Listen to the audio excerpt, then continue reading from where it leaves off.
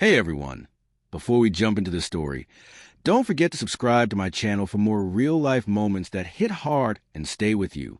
That night, when my mother raised her glass, her voice had that bright, celebratory tone that always comes just before something cracks.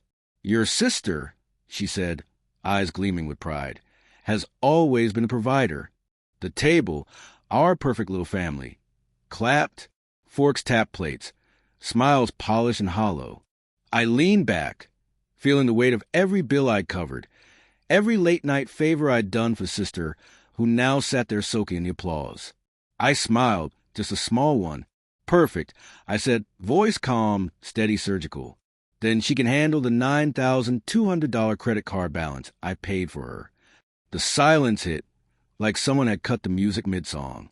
I should have seen it coming, but family blinds you, makes you confuse debt for devotion.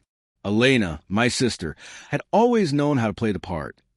The generous one, the achiever, the golden child who never missed a birthday call and never arrived empty-handed. What people didn't see were the little lies hidden under a charm. The "can you cover me until payday?" texts, the "you'll get it back soon" promises, the months that stretched into years without a single repayment. At first, I didn't mind. She was my sister. Blood, they say, is thicker than balance sheets. But blood stains the deepest when it spills. It started to shift last Christmas.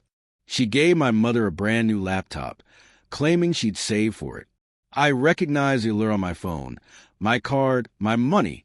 She'd used a joint card I'd opened to help her build credit. I didn't confront her then. I just watched. Observation became my language. I noticed how she always sat taller when our parents were around, how she wove my small acts of help into her own narrative, how she told everyone she'd cover my bills when it was me bailing her out. She spoke of sacrifice while I lived it quietly. And I learned something important.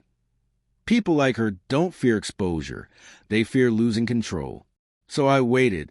I documented every transaction, every wire, every "can you just" that ended with "I'll pay you back soon." By the time I was done, my records were longer than her list of excuses. I knew she had planned the family dinner to celebrate us, to script her self-praise and polish her image. So I prepared my line. Not loud, not cruel, just precise. When my mother toasted her and everyone turned to Elena like she was some self-made saint, I leaned back and delivered it. Perfect. Then she can handle the $9,200 credit card balance I paid for her. Forks dropped. The sound was almost rhythmic. Elena froze mid-laugh, her smile flickering.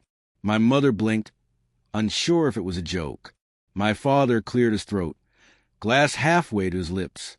But I wasn't done.